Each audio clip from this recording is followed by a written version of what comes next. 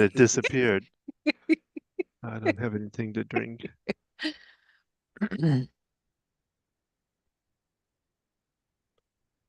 Oh my gosh, YouTube is slow.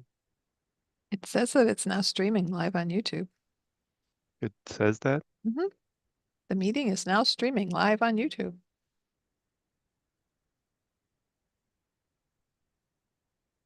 We might be live. We might not. We might just be Memorex. I mean, I don't see a YouTube screen up. Oh, no, that's Hello, this is Gina with Ask the OT as we figure out if we're live or not. just Memory. Oh, there we go. All righty. Well, welcome to another Ask the OT with Gina Grothoff, our in-house OT, occupational therapist. You're darting your eyes in other directions. Look at the Um, people, Don. Hi, people. Um, the trouble was I was on YouTube where I'm seeing it slightly delayed, so it's kind of messing with me. All righty. So at Ask the OT, we are taking questions and Gina's posing some answers to those questions, helping people that might be struggling, going through taking care of an aging loved one. So I'm Gina. I'm an occupational therapist and have been so since 1992 when I graduated, and have worked in a variety of settings, starting out in acute hospital rehab, working with adults and geriatrics, and then moving into working at skilled nursing centers for what they call now short-term rehab, as well as long-term care situations. And so have spent most of my career working with people ages 60 plus. I mean, I do see people younger, and have worked in the avenues of assisted living facilities, independent living facilities, memory care units, skilled nursing facilities. I've worked in home health care, therapists that go out into people's homes.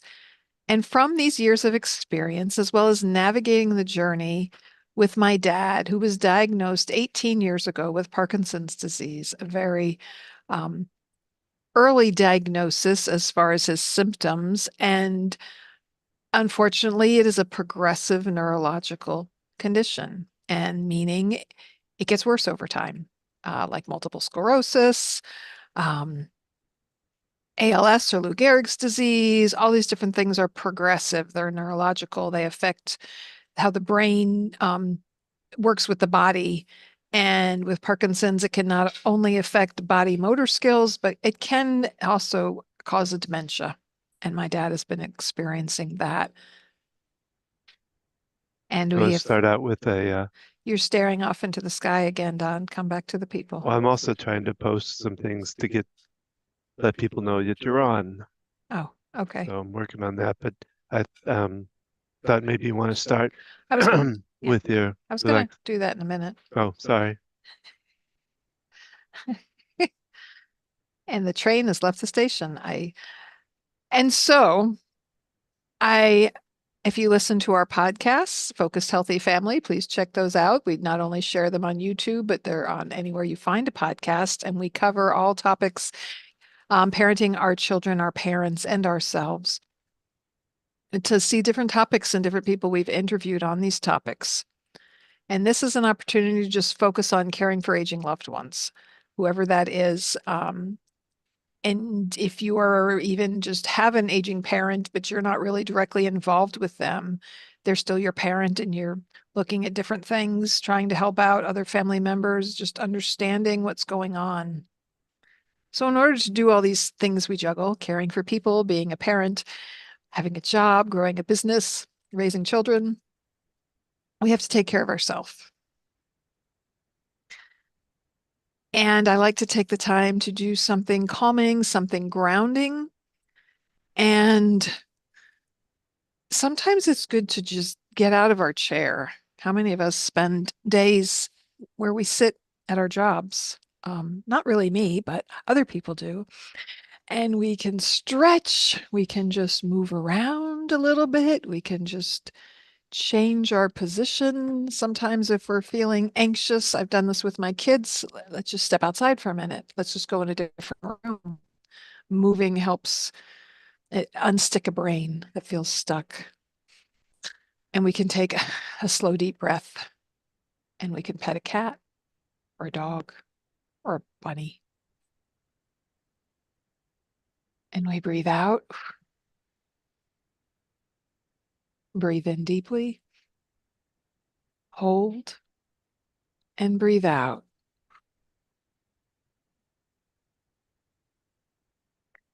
So we come on here a couple times a month. You can join us live. You can reach out to us with your questions. You can message Dawn right now as we are here. And you can also send us questions for future episodes of the Ask the OT. So, what is on your mind? What is heavy on your heart when caring for an aging loved one? Maybe maybe your parents are 60 and you're just wondering, you know, maybe they're still working. But you're thinking about the future.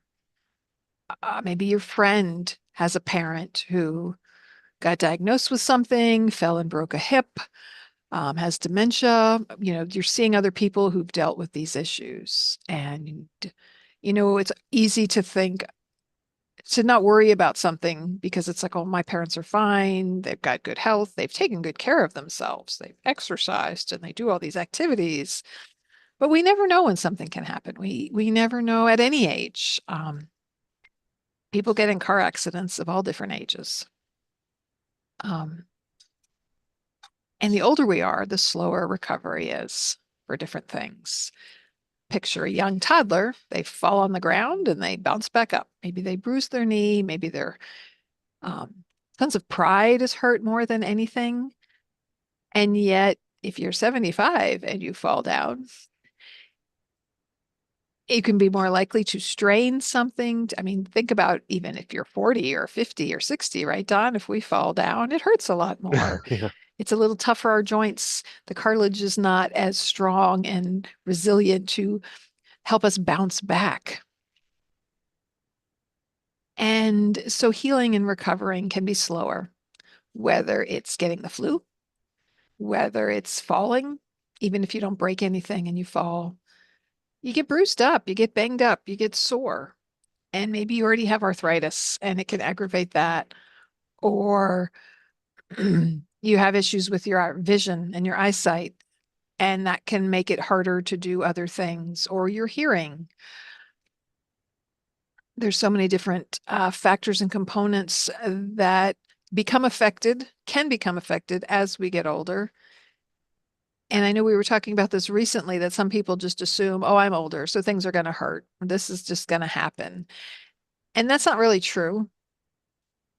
There are things that do happen with aging, but to just accept that you're going to ache, that things are going to happen, it's really not necessarily a part of aging, depending on how we take care of ourselves.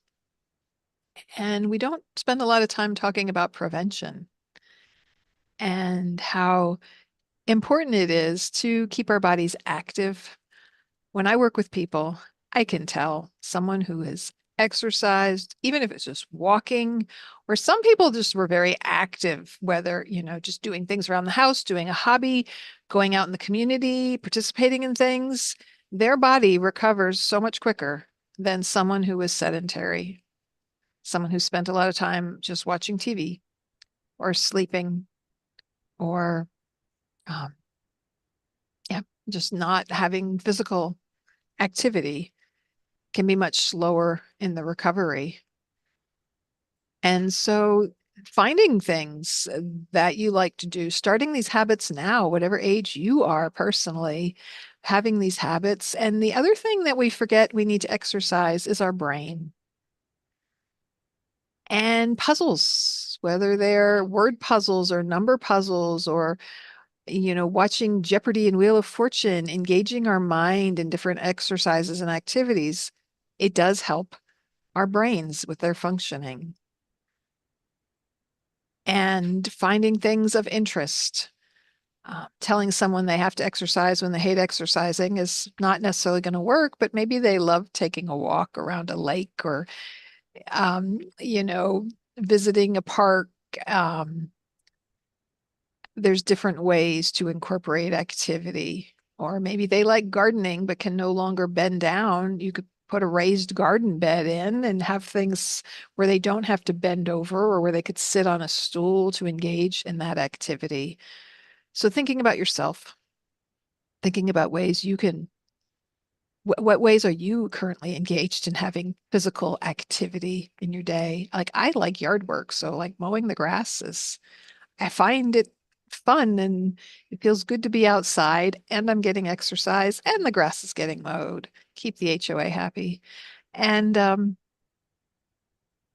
also, I love doing puzzles and really keeping your brain active. It's challenging it with new things and different things. And the New York Times has a whole bunch of puzzles now, and I actually have an app for it. And there's a paid for version where you can access games at any time versus the daily games. But there's several of them out there now. There's a mini crossword, which I've come to love, and it keeps track of your time and you can share it with a friend. And so I compete against my 26-year-old son, who I've maybe beat 4 times and, 6 months as far as our time score of completing this puzzle. And then they keep coming up with new games on there. Wordle kind of started it off, but now there are so many different types of word games.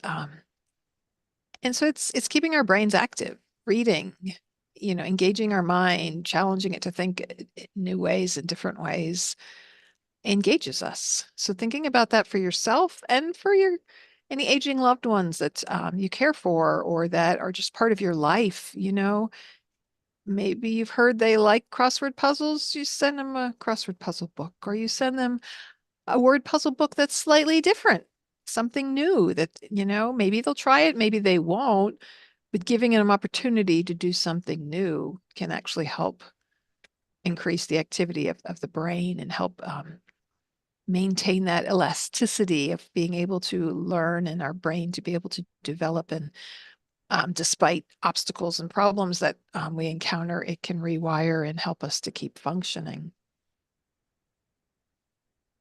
So I did see a question earlier, but it's kind of a big one to try to answer. But talking about my father's in um, a memory care unit, but they're talking about what we're going through too, is going to into hospice, and they said they understand um, that their insurance is going to change now because of it. Something around they're doing an Advantage plan, and it's going to change. I don't know if we can address that, but some of the changes that might happen with going to hospice versus being in a skilled care unit or something. So, hospice was set up for comfort measures. So, instead of trying to treat an Wow. illness, it steps in to provide more care and to focus around comfort. And so Medicare is billed for hospice services. And so just like if someone goes to the hospital and has to have surgery, Medicare gets billed. If they have to go to a rehab for short-term rehab, that can be billed through Medicare. And hospice services is something that can be billed for through Medicare. The one thing that currently, if you're receiving therapy services that is being paid for through your Medicare plan, it will not allow you to also pay for hospice services. It's considered a treatment. Wow. And we're dealing with this. My father has had to have a catheter put in because of urinary retention. And if we go on hospice and he has to go see the urologist, Medicare might not pay for that. It's a treatment. That helps to explain it because when we talked about it before, I didn't quite understand why that would change, but that makes sense then if it's just a more of a caring kind of thing versus a treatment kind of. And, we're trying to determine if the catheter can come out or not. And it came out for 2 days, and then he developed urinary retention again. And so it had to be put back in because if you can't empty your bladder, that causes a problem. And so yeah, so there's these, and it's tough because we wanted him to have therapy services, because it's more people paying attention to him. He gets home health services where he lives. He gets a PTOT and a speech therapist each come 1 day a week.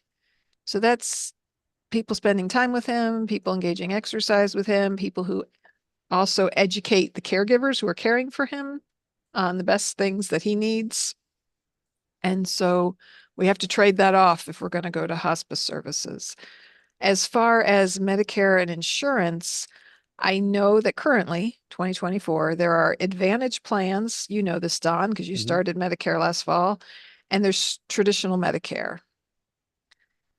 And from a therapy perspective, if you have to go into a nursing home, if you have to go for short-term rehab, Advantage plans are notorious for restricting and limiting the Mm. time that you can spend. Some of these plans will kick you out after 2 weeks or cut you short, and you have to go through this whole appeals process to be able to continue therapy, and you might lose. And if you lose it, you're paying privately to stay at that facility versus straight Medicare has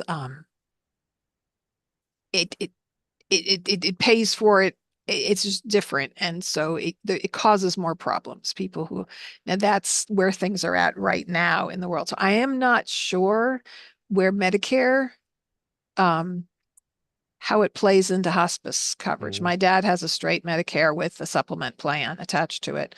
In fact, he has a really good supplement plan that they don't apparently offer anymore, but he still has it. Um, It'd probably and best then to really meet up with a hospice person and kind of discuss to get yeah, those and also answers. who do they have someone to support them with their insurance, who they're getting there? Like we have an agent who helps you sign up for Mhm. Medicare insurance to discuss that with them because it could, if that's needing to change, it could be because of those reasons to have that paid for and covered. Um, and Yeah. So there's questions that you need to ask, that you need to reach out and find out about. Whatever the insurance plan is, you need to find out what is covered, what copays are for different services. And that would be something that we'd love to have someone on our podcast to discuss about the differences with those plans and covering things like hospice.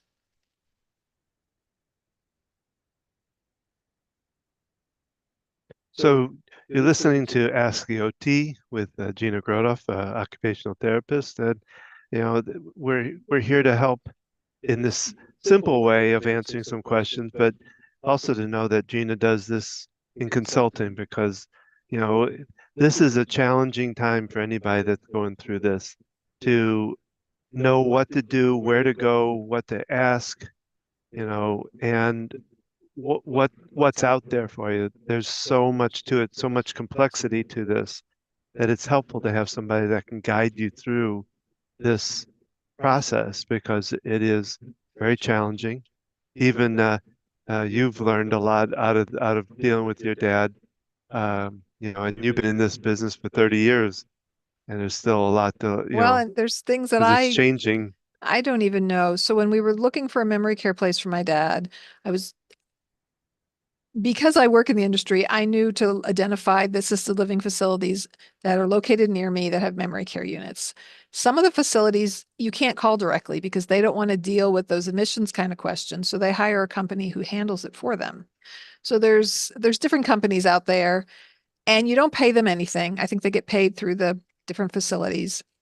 But I contacted one of these. I don't remember the name, so I won't name it, but and they look for facilities in your area. You give them the criteria. I think you describe the situation. They're supposed to help you identify what kind of care your loved one might need. Um, because I already knew my dad needed memory care. He's a flight risk. He's run away from home. He literally he needs a locked memory care unit. That was not ever in question for me and my dad. A lot of times it's not that straightforward. There's lots of people with dementia who don't live on memory care units that live in a regular assisted living unit, and they can be fine there. Um, and if that needs to change, it might or it might not. So I was reaching out because I was just trying to connect with other places. And I was frustrated because he's naming places, that are 30, 40 minutes from us. And I'm like, no, I moved to this town of Salisbury. I'm going to get my dad in a facility in Salisbury so that it's 15 minutes or less from me. And so I was frustrated by this service because I knew more about the industry than the person who was helping me.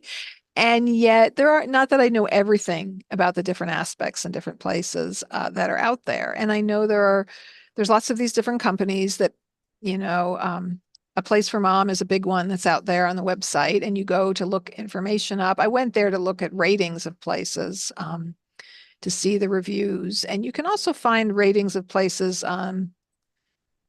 There's a government website and it gives ratings to different facilities. And that can be really helpful to look at the hard statistics as far as ratio to patients to nursing staff and that there are other criteria and if they've had violations and other things. So it can get you some basic information, yet meeting the people going to the facility makes all the difference. Um, it can, and those kinds of things can change. I've worked at facilities that were great, and you get a different administrator in there, different staffing. It can go from being a 5-star to a 1-star run facility. And those stars are based on different criteria. Um, and again, we can pull up this link and share this in more depth, but having someone who knows your situation, and that's where I see my gift as that I can meet with you and learn more about your loved one. And because I understand different disease processes and I understand things like strokes and dementia and different types of dementia and Parkinson's disease. And I also know that different personalities manifest differently. And, helping kind of with those pieces of looking at the situation and also knowing what matters most to you is, the location of it. Like to me, that really made a difference because we needed close. And no place is going to be 100% wonderful and everybody's going to do everything the way they're supposed to. And so knowing I could get in the car and get there quickly was a big factor. Mhm. And for other people, there might be other things that are more essential and important. And so there's all these different questions that we need to think about and ask. And it's not just as simple as they're falling, they're having this problem, and they need to live somewhere. And where do they go? And, and this place gets this rating. And then you dig further into it. And it's like, okay, they're rated really well in housekeeping and cooking, but their nursing to patient ratio is really bad, where my dad's at now, there's 15 people on the unit, and they typically have 2 nursing assistants and a med tech. And then during the week, the nurse manager's around, but because she's the manager of the unit, she's not always on it. And yet we looked at another place and there's 25 beds and there's 2 nursing Yeah. assistants on that unit. But sometimes there's other staff that's there. Sometimes the nursing staff has to be the one to deliver the trays and manage the meals. Sometimes there's a separate department who handles that. And that makes a difference because I've worked so many places and it's like it's lunchtime and I got to go to the bathroom, but they can't help you because they're busy passing out trays and collecting trays. And that has to happen and you're out of luck if you have to go to the bathroom during that time period versus a place that has separate, like at the hospital. You have your dietary staff who brings the trays, who collects the trays. You have a lot more different staff that does different things. Uh, so there's just so many different factors involved. And, your loved one and their interests and their personality and their particular issues and disease process and their anticipated life expectancy based on what disease they're dealing with and the location of other family members and your situation of what you have going on.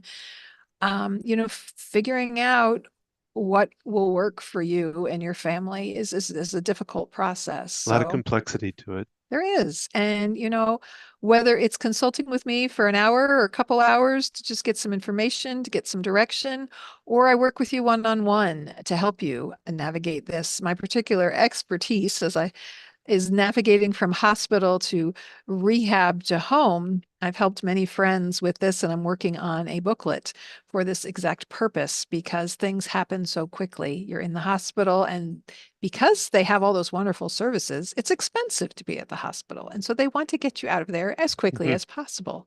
So as soon as you are medically stable, which until you are, and the doctor deems you stable, um, then it's like, okay, you're deemed stable. Now you need to leave.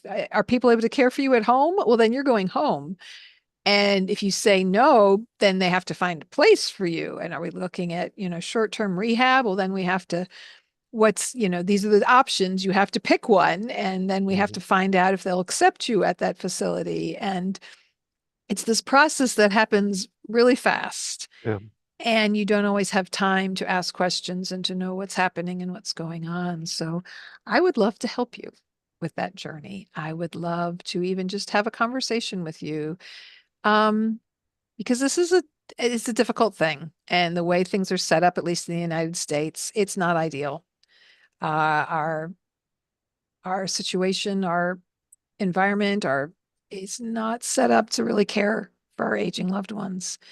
And yet they're a large percent of the population right now as the baby boomers are reaching this age of retirement and people are living longer. And so there's more people that need care for, and there's diseases that we're seeing more of because of people living longer. And I would love to help you with this journey. Well, and our next journey with Ask the OT is September 25th at noon Eastern Standard Time, where again, we're open for questions about dealing with your aging loved one. And if you are watching this now or you're watching it later on and you know of somebody that this could help, we ask you to pass it along to them.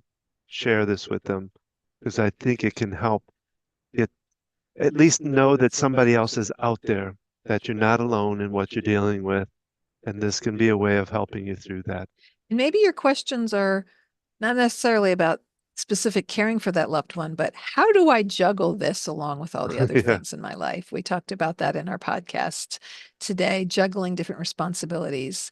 So, Don, how can people send us a question? How can they Well, join us here or they can find out more information, of course, on our website, focusedhealthyfamily.com.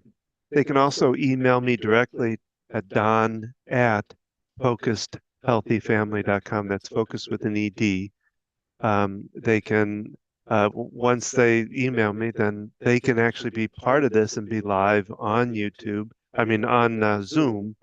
But again, you just have to contact me and I can send you the link so that you can be here and actually converse with us live on the Zoom channel here.